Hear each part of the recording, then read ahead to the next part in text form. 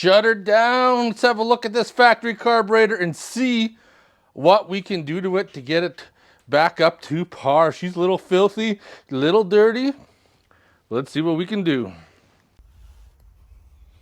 That's just years of grime building up that we need to take care of. Winter is coming sooner than I want, and I got to get this snowblower tackled, because if I keep putting it off, we're going to get a dump of snow, and I'm not going to be prepared.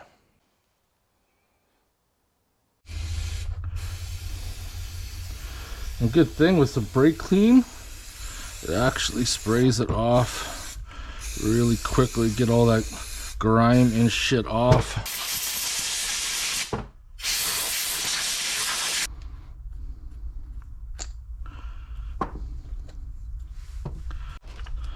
So I'm hoping, just pull that pin out, put that pin over there. I'm gonna pull this float. We got that needle. Excellent. All right, so I got those apart. Sprayed in there, so we're gonna spray some brake cleaner in there, then blow her out. First off, I'm gonna stick the brake clean in here. So that is clear. Gonna go in here. That's shot out for sure. There's some crap.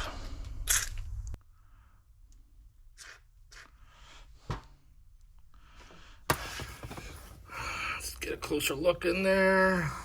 So I can see light through there. I'll try to get a better focus on there. I can see light in there really good now. Before it looked like something was kind of blocking it. If I shine light,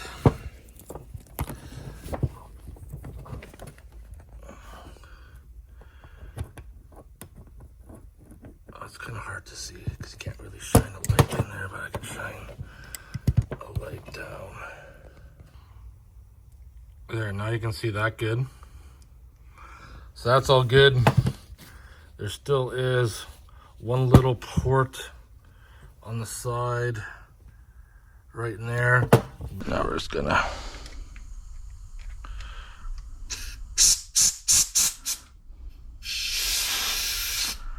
there's like an orifice right in the back there. Okay, that's clear. I know that much. Let's shoot this one on the side I was talking about.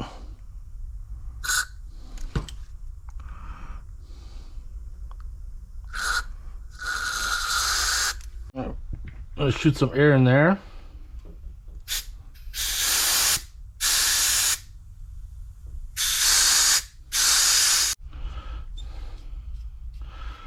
So I carefully put the float bowl back into place. I'm gonna get that in.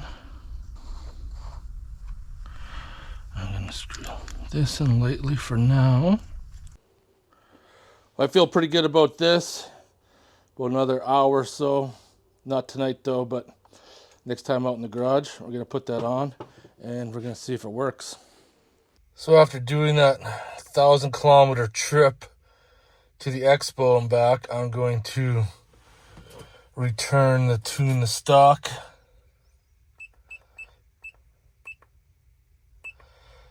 Just because running 91 octane, 20 cents more a liter than regular is be a little costly. That's all taken care of. Stock tunes back in. TPMS is disabled. Tires and gear is put back the way it was.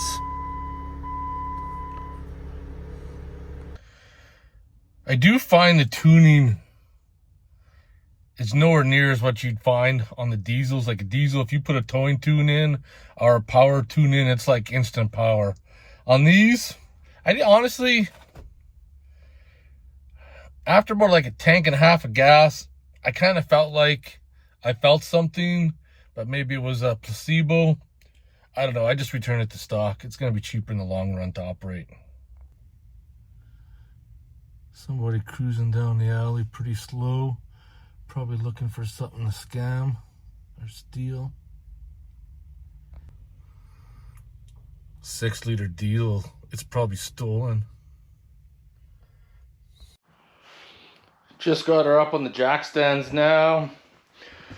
Or should I say motorcycle lift. Just makes it easier to work on when you get old like me, you know. I'll pull the key out. Alright, should just have these 3 screws. This cover should hopefully just pull off. Can't remember. It's been a while. Yeah, there we go. We're just gonna come right off. I'm gonna pull this handle off, so I just wanna get some spray for some lubricant.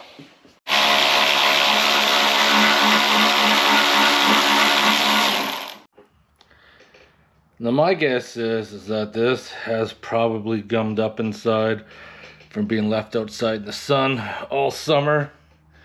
Should have had it covered up like one of my viewers said, because they said, oh, you're gonna have issues with your snowblower leaving it out like that, and oh man, that's tight. Sure enough, I did. Are really tight, or I'm just becoming weak. Weak in my old age. Let's get this out of here. Put the carburetor down. Drop the bolt, cause I got butter fingers. Hoping I can feel that out. Okay, we got that out there. And then I need to fish this out. There we go. Just gonna swap over the old parts onto the original carburetor. I'm gonna keep this one as a spare. One of the issues that happened with this one here is it started to leak out of here. So, get to try out this. Busting out the old Titan 1/4-inch ratchet from Princess Auto. This thing has been awesome. It's pretty cheap too. Works quite well. Days, I used to buy a lot of tools from the tool trucks, but honestly, a lot of companies are offering lifetime warranty and for a fraction of the cost, but you can buy tools off the tool truck. So, I mean, out of all the Princess Auto tools that I've bought over the years, even my 3/4-inch sockets, I have never broken any of them in the trade, and I've had them since I've been in the trade. Was it like 20 years now? So there you have it. So I'm all set up, and I know we had issues with this carburetor because it was gummed up inside the ports, and it's probably the reason why when I first got it, it only run with the choke on. I'm going to take this one apart, and we're going to have a look quickly inside there. This was a cheap Amazon carburetor. So we're gonna, there we go, we're off. We are off. Man, is it stinking there? I doubt you're going to be able to see, but there is some crap plugged up in there. And then if we shoot down in there, there's a whole bunch of crap. Whole bunch of crap scattered around. You can definitely see that port is all gummed up. Focus. Focus. Just pulled the needle out. You can see it. I think that's what our problem is. Well, in theory, I should be able to fire this back on and everything should be good. Hoping this video will turn out good because I'm shooting with a new camera. This is the GoPro Hero 12, testing out in the garage because I'm going camping tomorrow, so I want to make sure I get the settings set right. Theoretically, everything should work. That's why I turn on the fuel. Make sure that nothing starts leaking out.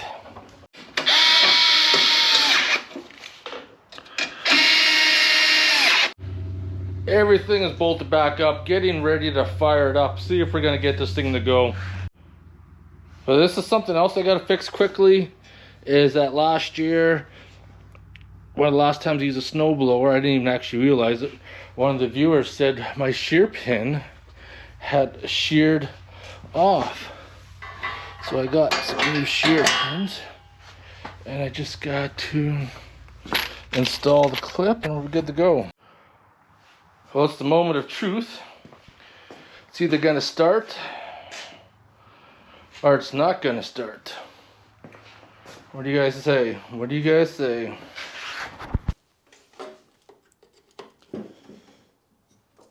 Give her a couple shots of primer. Chokes on.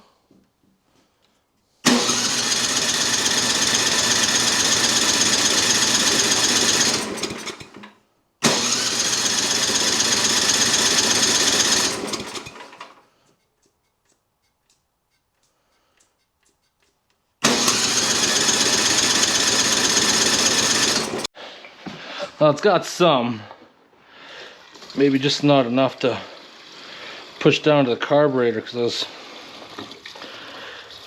I had my finger on the little button on the float bowl and she was not leaking out. This is bizarre.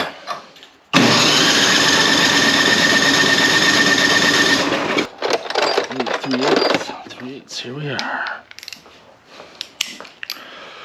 What is going on here? Let's take the plug out. Plug is not wet. Dump a bunch of fuel in there. Let's see if we can get this thing to start.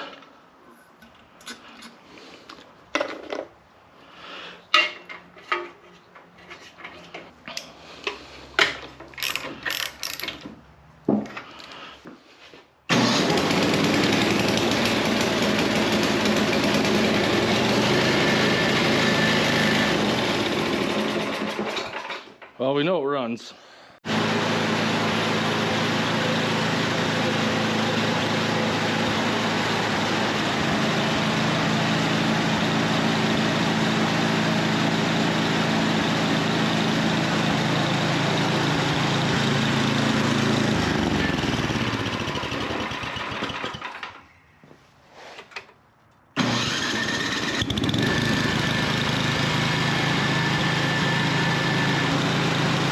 This is where we gotta talk about the truth, and the truth is, I screwed up.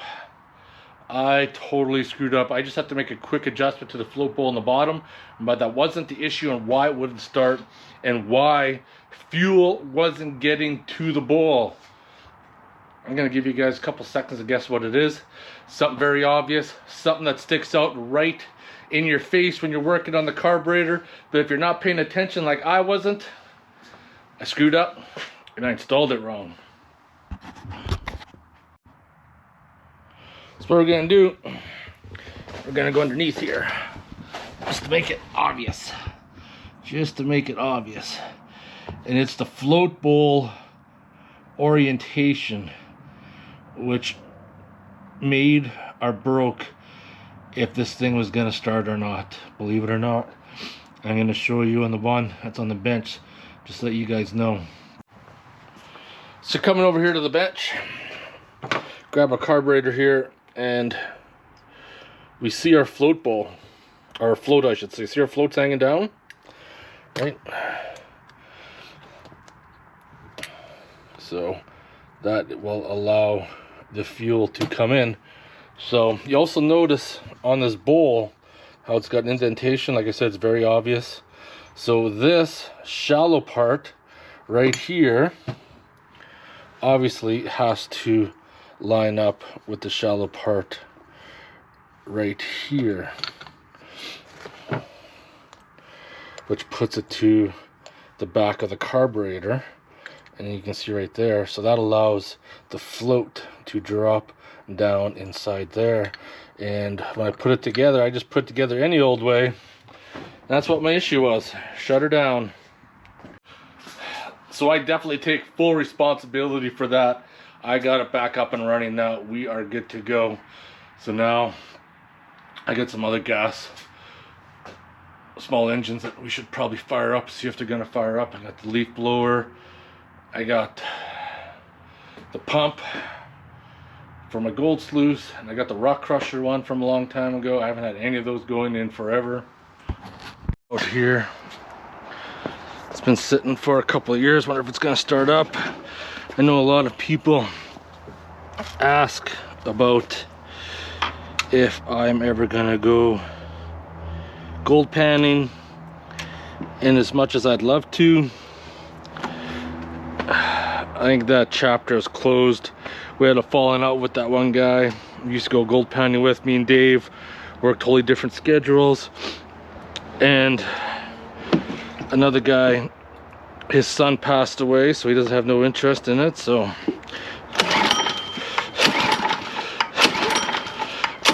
let's see if this will start up.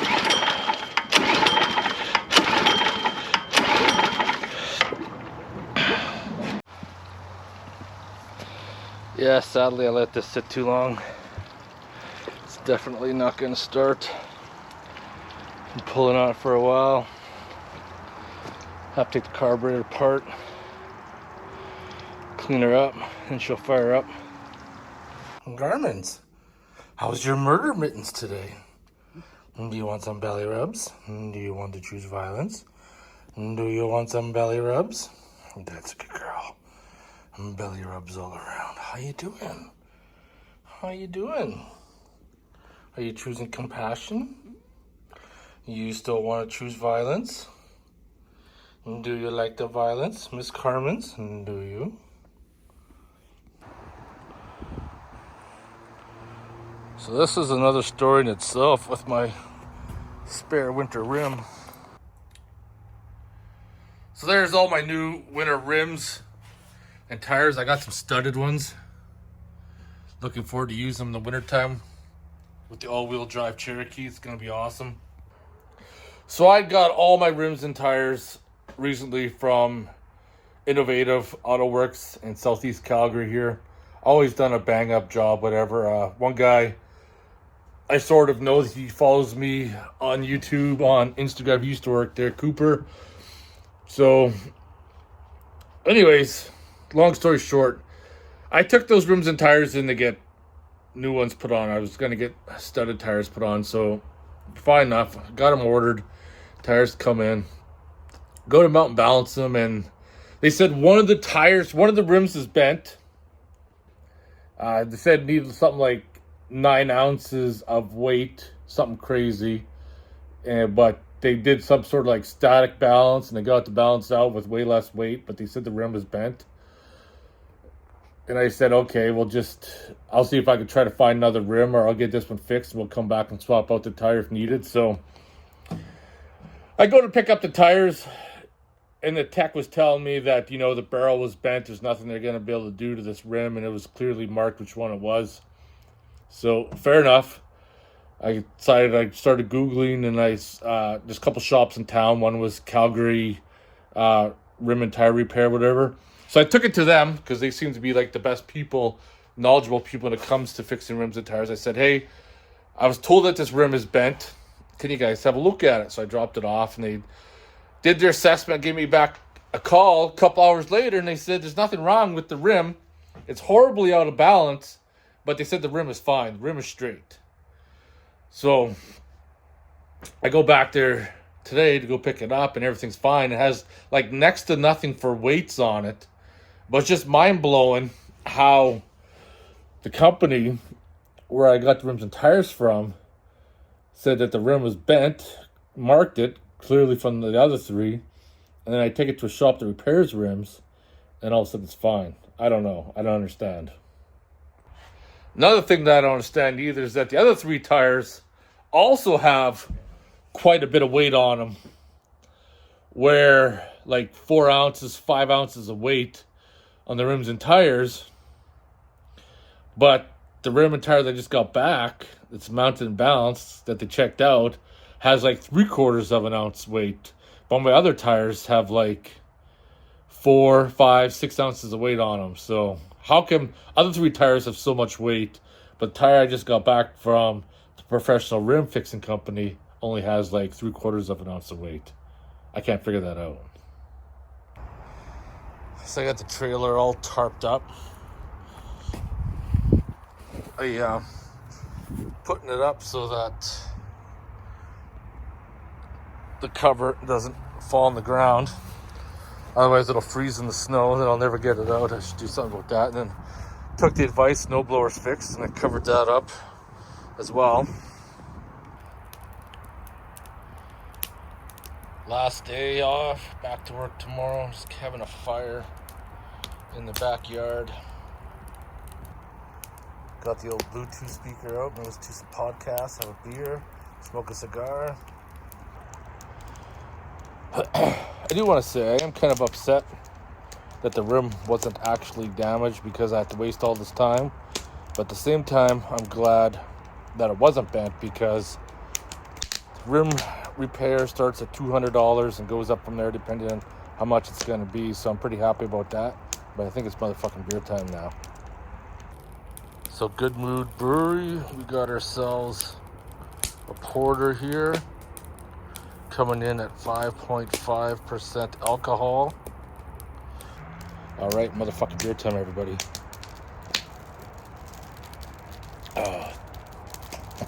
Another small project checked off the list. Snowblower's going. Covered up outside. I'm ready for winter now, which is probably going to come in a few weeks. I hope you guys enjoyed the video. If you have any questions or comments, post them below. Otherwise, I'll see you guys in the next one. Take care. Cheers.